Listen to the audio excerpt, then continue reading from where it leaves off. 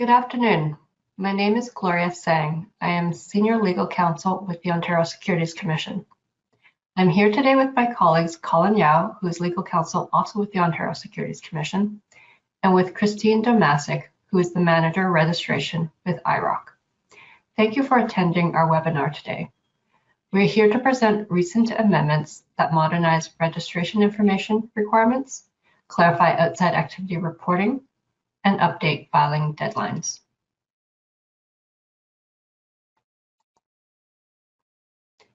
On this slide is the standard disclaimer.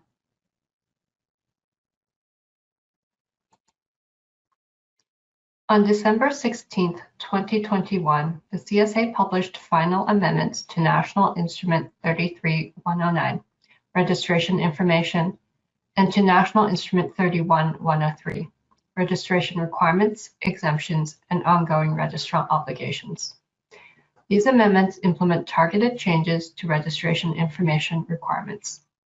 These amendments are intended to provide greater clarity to the information to be submitted, to help individuals and firms provide complete and accurate registration information, and to reduce the regulatory burden of doing so.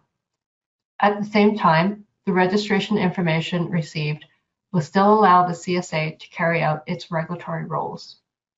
For today's webinar, we will be speaking about some of these amendments. We have set out the agenda here.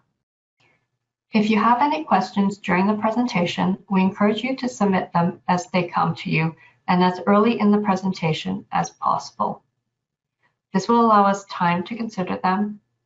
Questions may be submitted in the GoToWebinar question function. Our first topic will be outside activity reporting and positions of influence.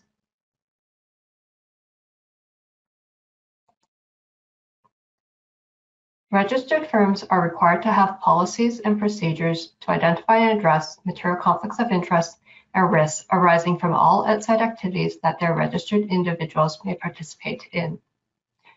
Registered firms and registered individuals must determine whether an outside activity is a conflict of interest and determine whether the conflict of interest is material in the circumstances. This assessment by registrants should not be limited to only the outside activities reportable to regulators. In order to be able to assess the conflicts and other risks, we expect registered firms to establish a reporting mechanism that requires their registered individuals to report their outside activities. Before approving any outside activities, registered firms are required to consider existing or potential material conflicts of interest and other risks that arise from outside activities. If the firm cannot properly address a material conflict of interest in the best interest of the client and manage the risks in accordance with the prudent business practices, it should not permit the outside activity. Registered individuals are required to promptly report to their sponsoring firm any material conflict which arises between a registered individual and their client, in accordance with subsection 13.4.12 of National Instrument 31-103. The registered individual must avoid carrying out the outside activity if controls are not enough to address the conflict in the best interest of clients and must not engage in the outside activity until the registered firm has given its approval for the outside activity.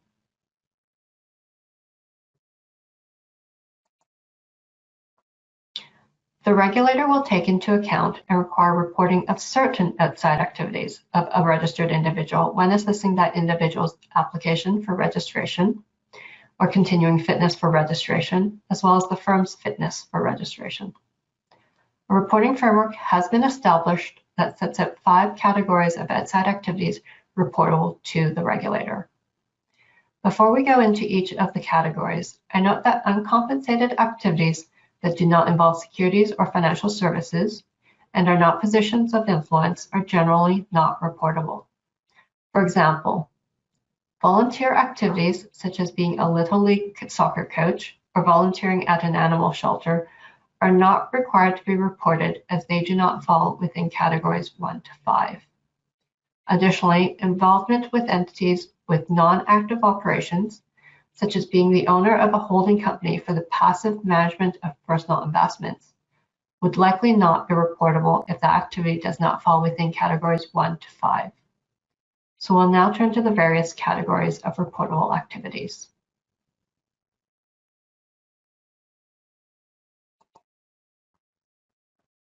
Category 1, activities with another registered firm.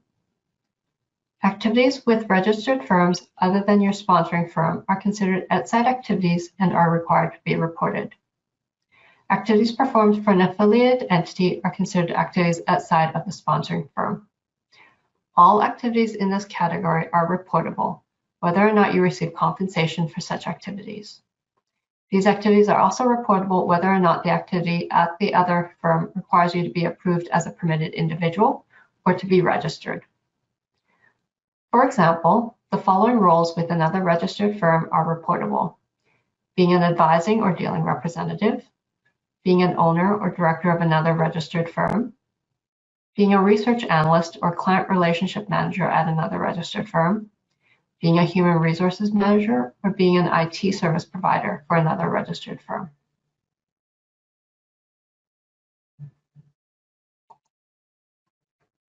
Category 2, activities with an entity that receives compensation from a registered firm. If the individual is the owner or management or employee of an unregistered entity that receives compensation, such as sales commissions or referral fees, from a registered firm, the activity with the unregistered entity is reportable. For example, being an employee or owner of an entity that has entered into an agreement in the form set out in Schedule A of MFDA Staff Notice MSN-0072, Payment of Commissions to Unregistered Corporations, is reportable.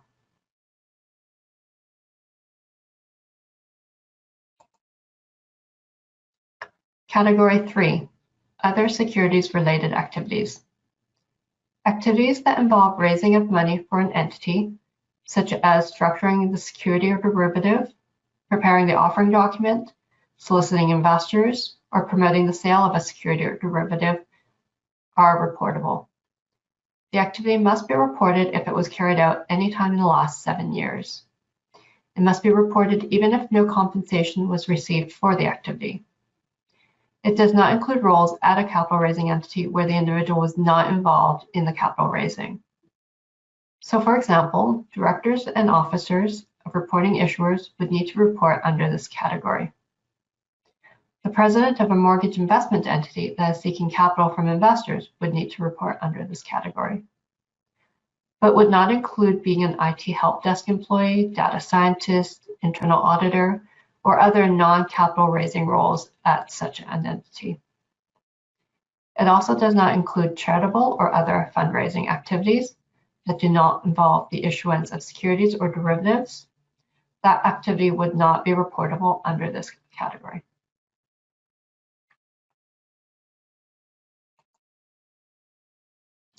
Category 4, provision of financial or finance-related services. Financial and finance-related activities are reportable whether or not compensation is received. This includes being a shareholder, partner, director, or officer of such an entity that provides one of those services. There's a list of such type of financial or finance-related services. Please note that this is not a comprehensive list. Other activities similar to those on the list also fall within this category. Examples of these types of positions include being an insurance broker or agent, being an accountant, being a financial planner, being a member of an investment committee for a charitable organization or a university endowment, and providing banking or lending services.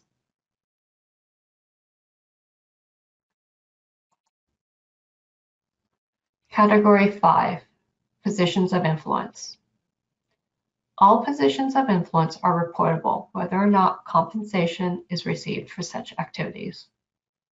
A position of influence is one where a reasonable person would consider one individual to have influence over another individual because of the nature of the position or the training or specialized knowledge required for the position. Over the next few slides, we'll break this down and discuss the steps specific to positions of influence.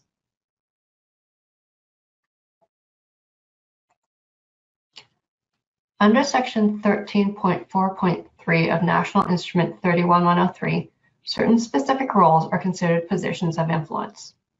For example, being a medical doctor or a nurse. Based on our experience, these are positions with high level of conflict, which must be reported and managed by firms. We are of the view that the listed positions will ease compliance burden on firms by providing clarity and consistent treatment. However, positions of influence are a matter of judgment of a reasonable person based on the facts and particular circumstances. Therefore, it is not an exhaustive list. An assessment of other positions is required. The determination of whether the registered individual is in a position of influence will be based on the specific facts and will be determined in light of all relevant considerations and the surrounding circumstances. A position that would not normally be a position of influence could be in certain circumstances. We expect firms to be sufficiently aware of their sponsored individuals' activities to determine whether a particular activity may rise to the level of a position of influence.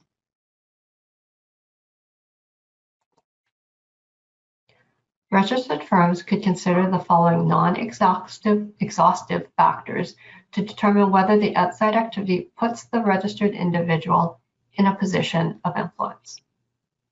The degree of influence that the registered individual has through that position, because the functions of the position, the prestige of the position, or the training or specialized knowledge required for the position.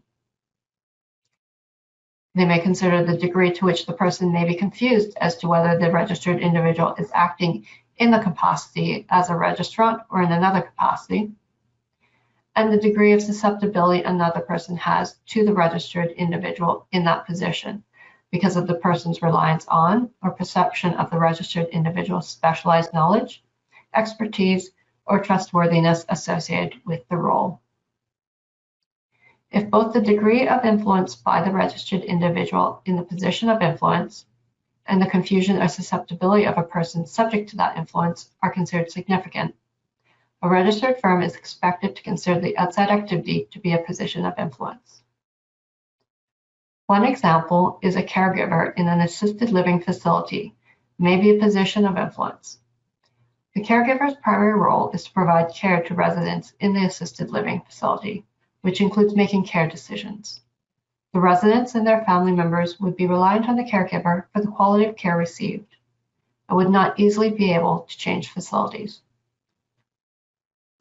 An immigration consultant is another example of activities that registered firms may consider to be positions of influence, due to the influence they carry in their specialized role and knowledge in immigration requirements and processes, coupled with the susceptibility of persons who rely on the consultant to assist in their move to a new country. An example of an activity that may not be a position of influence is an instructor for a hobby or recreational course, such as learning to paint or dance, in contrast to a university or college course in finance required for a degree or diploma. While the instructor of a hobby or recreational course may grade students' work, the instructor does not have influence because the course is being taken for recreational or hobby purposes. The students are also not susceptible because the instructor is not grading the students for the purposes of granting a degree or diploma, and the students do not rely on the grades for future education and employment opportunities.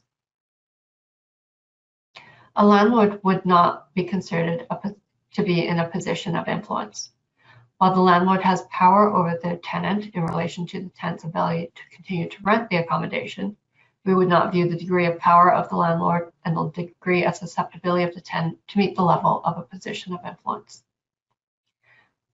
Additional guidance is provided in the companion policy to National Instrument 31103 to assist firms and their registered individuals in this assessment.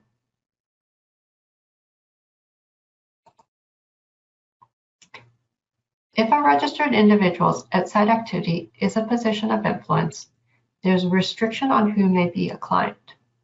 A registered firm and their registered individual who is in a position of influence may not trade for or advise persons that the registered individual knows through their position of influence, and to a reasonable person, the person would be considered to be susceptible to the registered individual's influence. For example, as noted in the earlier slide, an immigration consultant could be viewed to be a position of influence. If the immigration consultant was also a dealing representative, the registered individual would not be able to advise or trade for any of their clients of their immigration services. Registrants are also not permitted to sell to or advise persons that the registered firm or individual registrant knows are certain close family members of the person that the individual registrant is in a position of influence over. The restrictions are required to address the conflicts arising from the relationship between a registered individual and persons the registered individual knows from the outside activity that is a position of influence. In summary, when considering the approval of a registered individual's outside activity, registered firms are expected to understand the nature of the activity and determine if the activity puts the registered individual in a position of influence. A registered firm is expected to have appropriate policies and procedures in place to identify all registered individuals who are in a position of influence, to provide reasonable assurance that the registered individual does not trade or advise in securities or derivatives with clients who are subject to that influence and certain close family members, and to report the position of influence as a reportable activity to regulators. We note that the restriction on clients where the registered individual is a position of influence does not apply where the individual is solely a permitted individual. Where the registered firm has assessed that the position is not a position of influence, we expect the registered firm to have documented their assessment at the time the assessment is made and have this documentation available to regulators upon request. On this slide, we discuss the time frame for reporting outside activities and what to do as a result of the new framework. Changes in outside activities should be reported within 30 days of the change. For example, if you start or stop an activity, or if there's a change in the information you previously provided about the outside activity, this should be reported within 30 days of the change. If you determine that an outside activity you previously reported is no longer required to be reported under the new reporting framework, you're required to update your registration information by submitting a Form 33109F5. In the form, you will need to set out the end date for the activity. This will be the date you make the filing. You will also need to provide the reason for the end date. This will be that the activity is no longer required to be reported. For example, Omari has previously reported 2 outside activities. First, acting as a volunteer coach of his son's soccer team, and second, being a board member of a company affiliated with his sponsoring firm. After reviewing the changes to National Instrument 33109, he understands that he does not need to report the volunteer coaching position.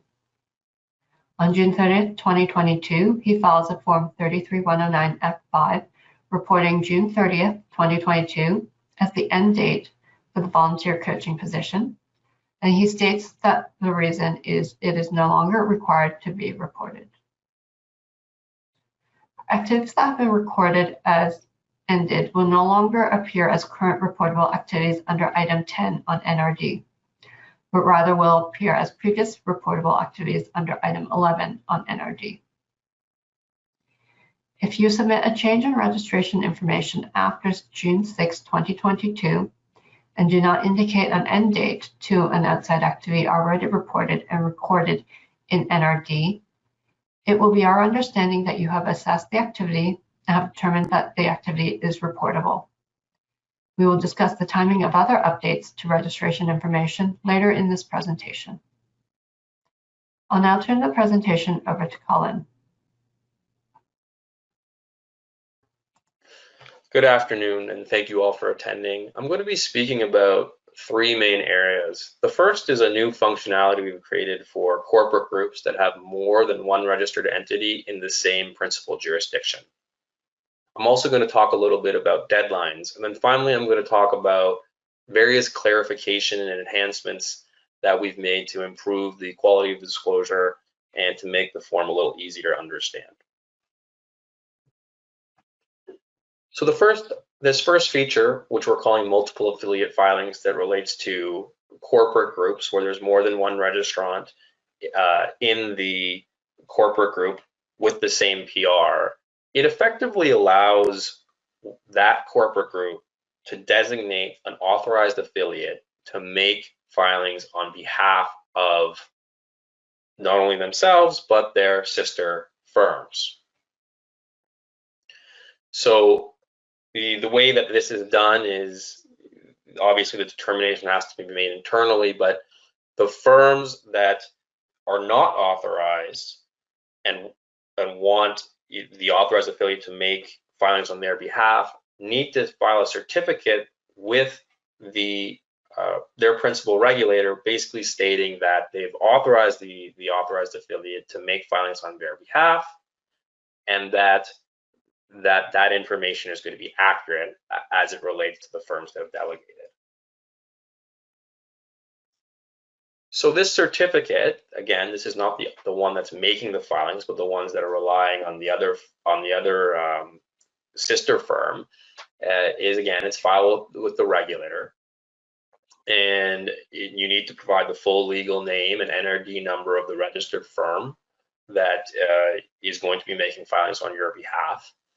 And as mentioned, part of this this documentation is to indicate that although the authorized affiliate is making filings on behalf of the other firms, it still remains the responsibility of the firms that have delegated to ensure that whatever information is being disclosed remains accurate, true and complete to the best of their knowledge. Now, this certificate, the one that indicates that they are delegating and authorizing the other affiliate, only needs to be filed once. It doesn't need to be filed with every F filing. It's just to sort of create the structure so that we know that firm has delegated to the authorized affiliate. These are the areas that we've listed out that you can use in terms of disclosure. So although we talked about the authorized affiliate making filings on behalf of the other firms, it's only in respect of certain items. You'll see these items up on the screen. The reason why these items have been chosen is because these are items that effectively apply to the corporate group often. So you have the ownership chart as an example if there's a change to the parent level. Another example might be Part 8, legal actions, because certain elements of the S6 require disclosure not only of information or about yourself, the firm, but also about your specified affiliates. So we've restricted the use of this feature to only these items. The other items, each individual firm will have to make their own filing.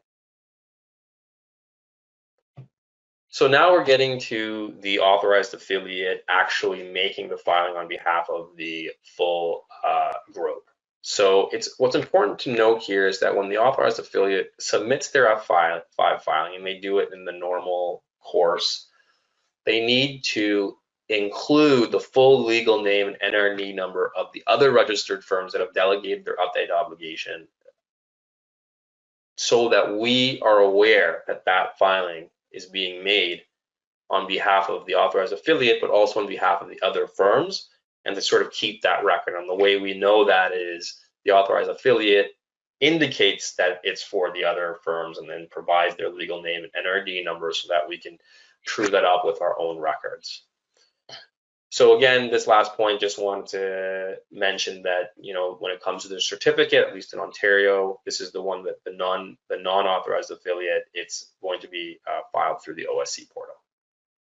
And again, to emphasize, it only needs to be filed once, not every time the F5 filing is made. However, when the F5 filing is made, that addition of the legal name and NRD number of the other firms that have delegated need to be included so that we know that the filing is for the whole group. So why don't we go through an example to sort of help illustrate some of this, which I think will be very helpful.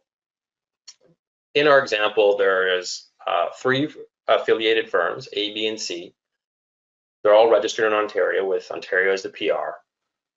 In this scenario, we're going to have firms A and B decide to delegate to firm C the obligation to make updates for their registration information.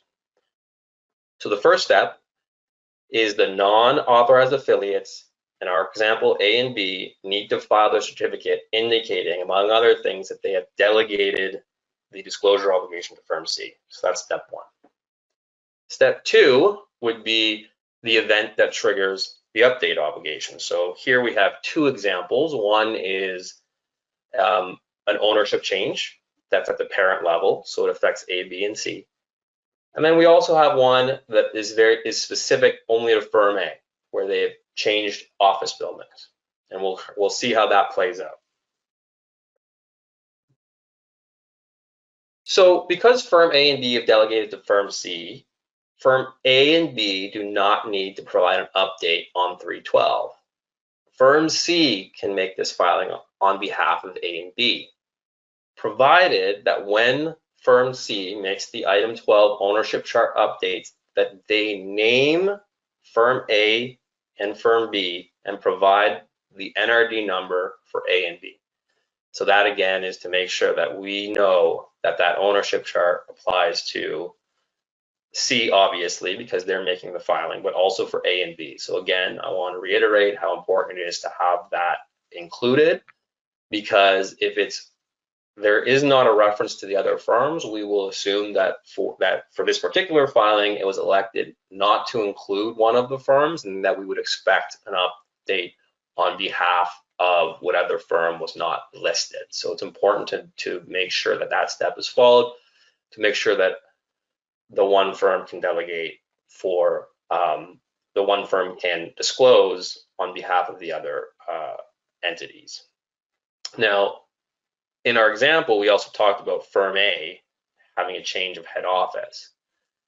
Even though A has delegated to firm C for certain items, the item 2.1 head office address is not one of those group items. And so firm A will need to make a separate F5 filing for that head office change, because it's not one of the group items that this feature applies to.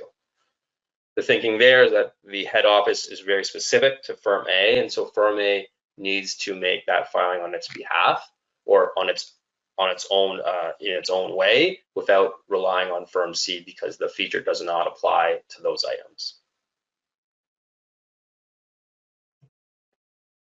Okay, this is my next topic. We're going to be talking about deadlines. Very briefly, this is a pretty straightforward concept. The deadlines used to be 10 and 30 days. They've now been changed to 15 and 30 days. And some of the items have been changed. So some items that used to be 10 are now 30.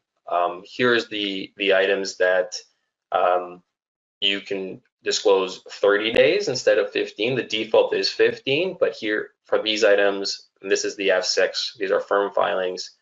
Not much has changed here, but of course you get the extra 5 days for general filings.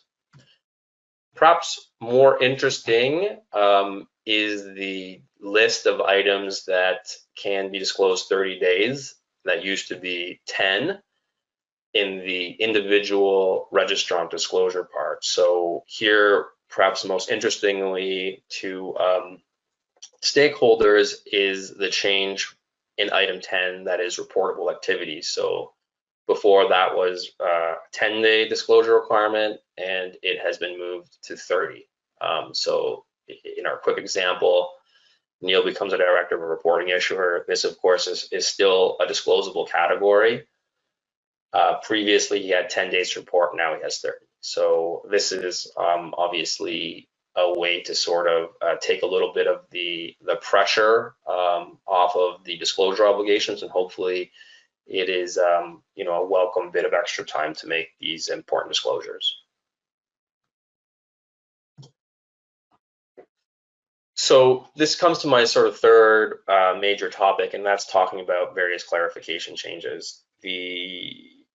One of the impetuses of the amendments in total was to make certain clarification changes throughout the forms and the instrument to improve, to modernize, to reflect the lessons we've learned having used the forms since 2009, where there has not been any major overhauls of that language. And so this was an opportunity to kind of modernize it and learn or put in practice some of the lessons we've learned, as well as the feedback we received.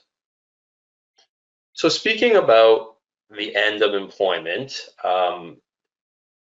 there is disclosure required for that itself. And one of the areas that we wanted to clarify about reporting sort of terminations and resignations, which is reflected in item 12 of the F4, is that there is a need to disclose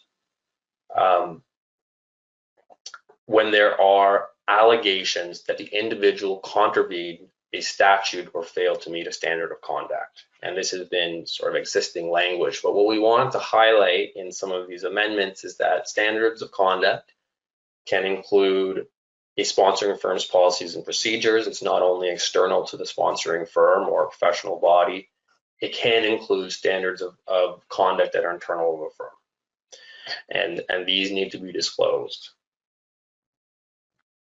In addition to the concept that these allegations and which apply to policies and procedures need to be disclosed, it's important to know that this disclosure is required not only where it directly contributes to someone's resignation or termination, but regardless of whether the allegations cause or contribute to the individual ceasing to act in registrable capacity, these allegations must be reported if they existed at the time the individual ceased to act in a registrable capacity. So it doesn't necessarily need to be the cause. That disclosure is still required. And so in our example, we have someone who's investigated for an alleged contravention of firm's policies and procedures. And prior to that, to a definitive finding or conclusion, the individual resigns prior to the investigation being completed. A year later, the person applies for registration and now needs to complete a full 33-109 F4, including item 12, which speaks to resignations and terminations. And a question as to whether at the time the individual ceased to act in a registrable capacity, there existed these allegations of a contravention, including a potential contravention of the firm's policies and procedures. And so we wanted to highlight that, that not only, from a timing perspective, when it happens, the cessation of registrable activity, but also the fact that these allegations need to be disclosed, and it's not necessary or it's not required disclosure only if it's is the cause. Its mere presence at the time of the cessation is a disclosable event. Now, the concept here of allegations that existed at the time of the cessation of registrable activity, these allegations of contravention of standards of conduct, including policies and procedures, that language or concept also is used in the F7 reinstatement process. So we have new language in 33-109 that when there are allegations that existed at the time of an individual leaving their sponsoring firm, then regardless of whether those allegations actually caused or contributed to the individual leaving, the individual may not use the form 33-109 F7. So that's the reinstatement process. If someone is moving from one firm to another where those circumstances existed, they will need to use the F4 process. And so that's a new feature we have with respect to the eligibility of the use of the F7.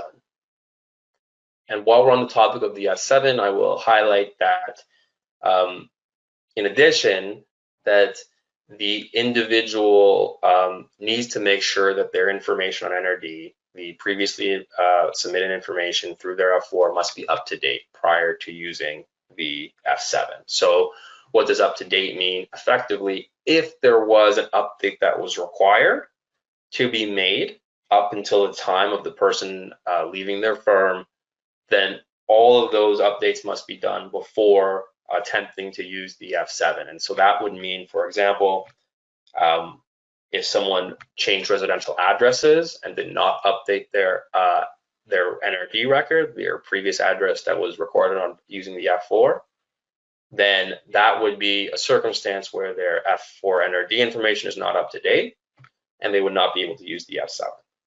Another example would be if certain people fail to make updates to answer or questions that say there is no response to this question in the timely fashion within the transition periods, which we'll be discussing further on in our webinar.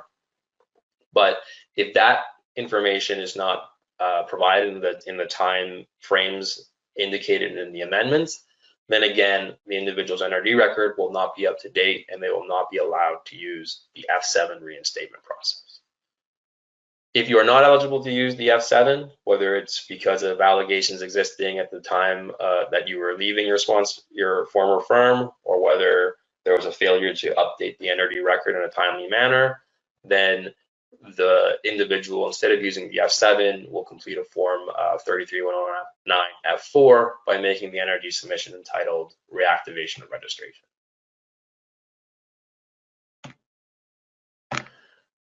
So I'm now going to speak to a few other areas of clarification, which are a little bit more idiosyncratic, I suppose. The first one being the bankruptcy and consumer proposal, which is item 16.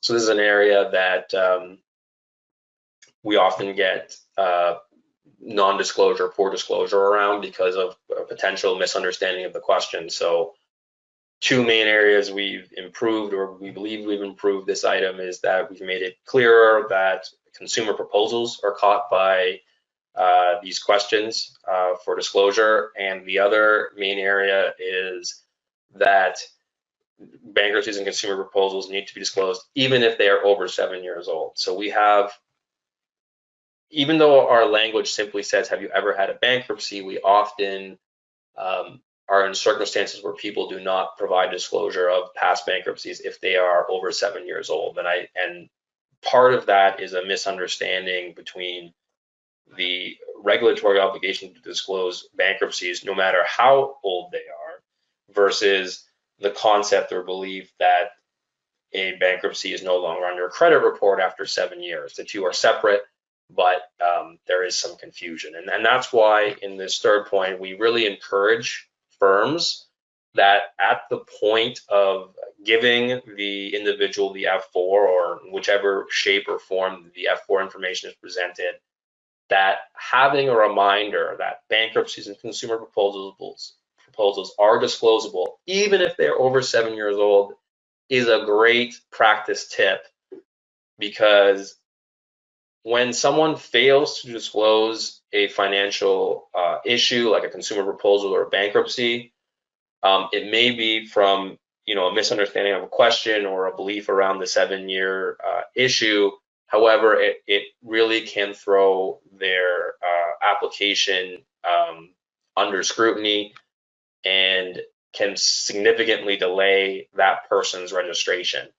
And so we want to just emphasize that we're hopeful that in combination of these amendments, as well as this kind of the communication we're having today, that there can be an emphasis on reminding registrants that they must disclose consumer proposals and they must disclose bankruptcies, even if they're very old. We've made some changes to the education and experience sections throughout. There are certain categories that require relevant experience, and we assess that on a case-by-case basis. We have tried to improve the questions we're asking around education and experience to sort of try to get a better initial disclosure, so that we have a little more of what we need when we're doing that assessment right off the bat. It doesn't mean that there won't necessarily be additional questions, but we're just trying to get a better page one, if you can think of it that way, so that we're starting off with as good disclosure as we can. And hopefully there'll be some circumstances where that disclosure is enough for us to make that our determination with just that disclosure.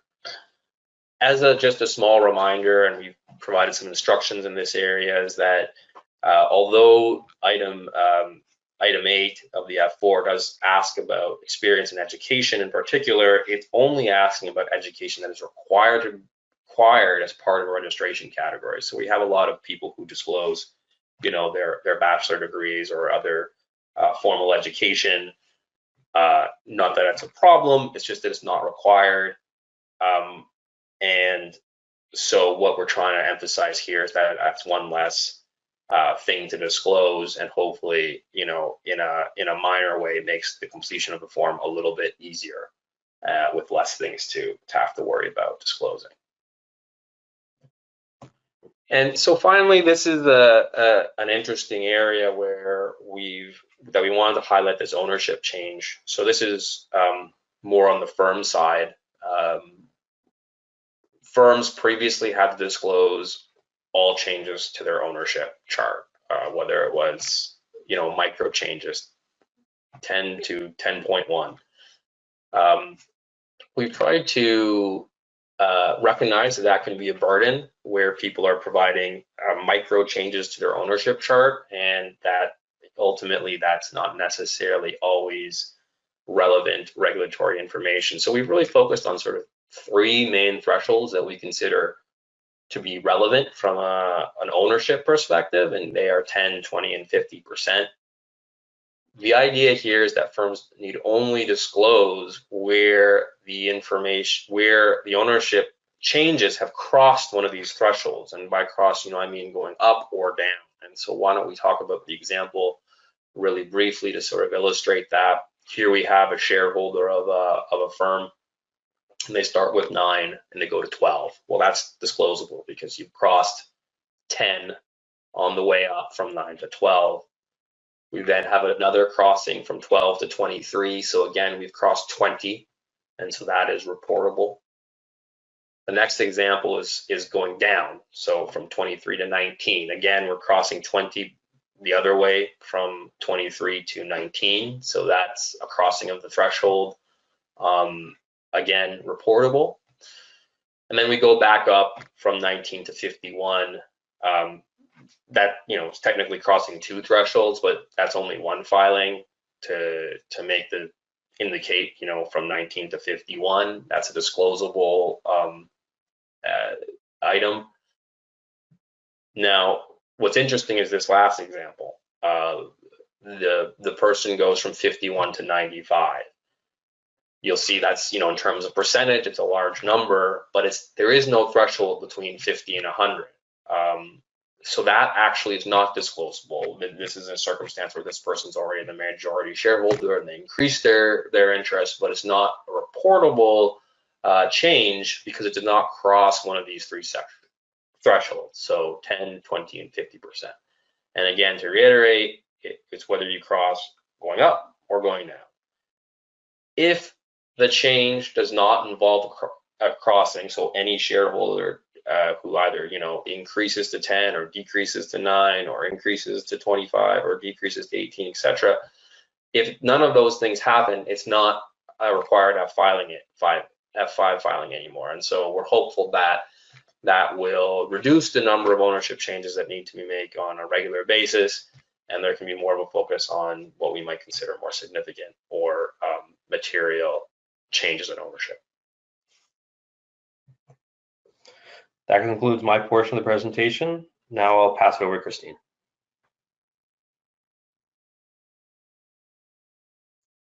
Thank you, Colin. I'm going to speak about cessation in place of termination with the new amendments. The change in the wording from termination to cessation is to provide clarity with respect to when a Form 33-109F1, Notice of Individual Registration or Permitted Individual Status is required. The Form 33-109F1 should be filed by the registered firm when an individual ceases to conduct registrable activities. For example, takes a new position that does not require registration, is suspended due to internal review, or resigns from the registered firm. The Form 33-109F1 is not only required when the individual terminates their employment with the registered firm. An example is if a registered individual starts a new position with their firm. However, the position does not require registrable activities to be performed. The individual remains an employee of the firm. A Form 33109 F1 is required because they have ceased to engage in registrable activity. Item 12 of Form 33109 F4, Registration of Individuals and Review of Permitted Individuals, requires individuals to provide information regarding their resignations or terminations. Individuals are required to indicate the date they ceased to carry on activities for the firm they resigned or were terminated from. The date of cessation may be the same as the individual registrant's end date of employment, partnership, or agency relationship. If the date of cessation is not the same date of employment, partnership, or agency relationship, the date of cessation is the date to be indicated.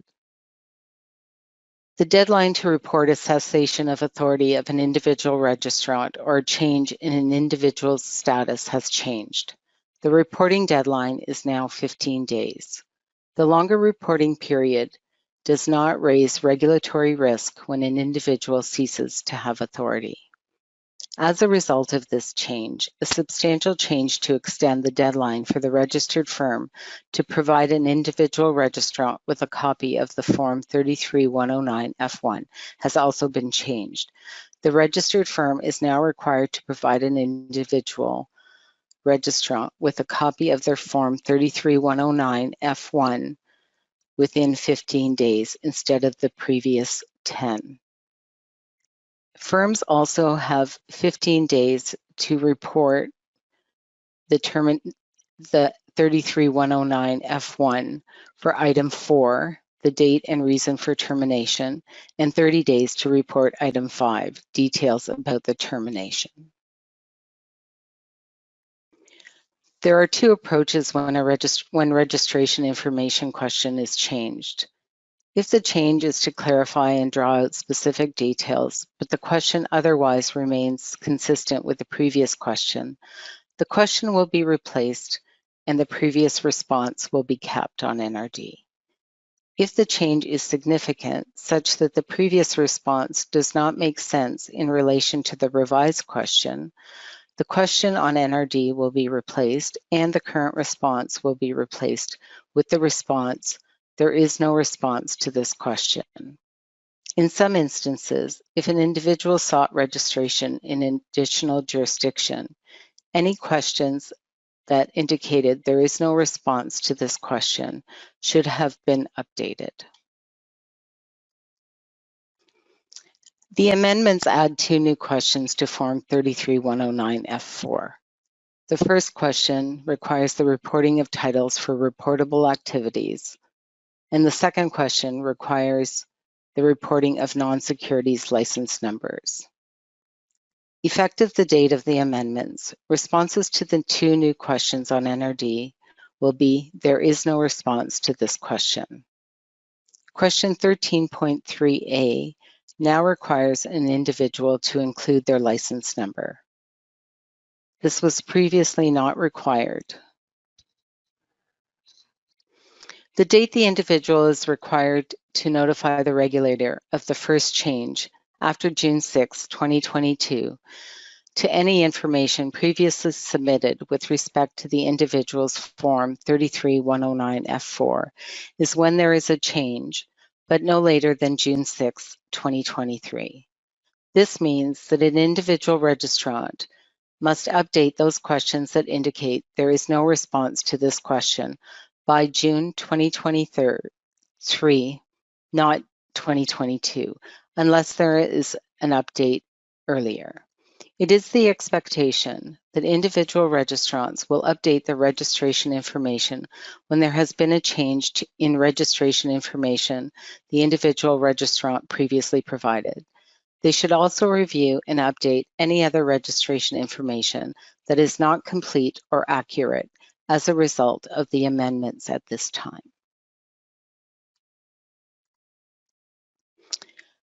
The two new questions in the amendments individual registrants are required to report their business title with their sponsoring firm and any title they may use with an outside business activity. The responses to these two questions need to be provided no later than the deadline of June 6, 2023. The requirement to report business titles and professional designations is new. Business titles are reportable in Item 10, specifically Item 3E of Schedule G. Reporting of non-securities licensing is reportable in Item 13 now, specifically Item 13.3A of Schedule J. Only registration and licenses that have involved dealing with the public are required to be disclosed. If a registered individual's title at their registered firm is investment representative, and they also engage in insurance licensing outside of the firm, and have the title of insurance broker for that activity, they need to disclose both of those titles on NRD. If after review of the NRD information, they also realize that there's an update required for Item 15, civil disclosure, because there is no response to that question, they would also provide that information at the same time of filing.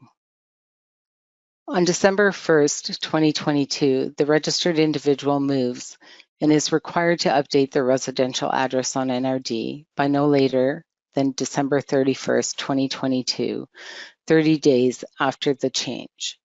December 31, 2022 is the first date that the registered individual is required to report a change to their registration information after June 6, 2022, and is earlier than the deadline of June 6, 2023.